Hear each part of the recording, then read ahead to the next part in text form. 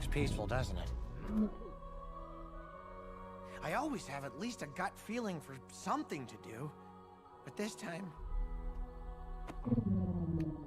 Perhaps I can help. I hope you didn't think I would leave you hanging in the wind. I'm nothing if not a man of my word, Hiccup.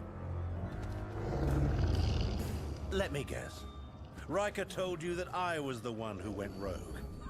I figured as much. Probably offered you peace and the Dragon Eye, neither of which he is either willing or able to give you. Oh, and you are?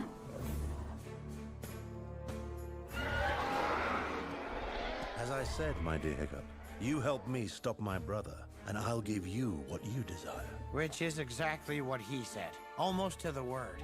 But he conveniently couldn't produce it, could he? But you can. Yeah, that's just what I... Now, when will Riker be arriving?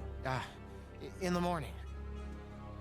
Rest assured, the Shellfire will be with him. Whatever we're going to do, Hiccup, we must do it together.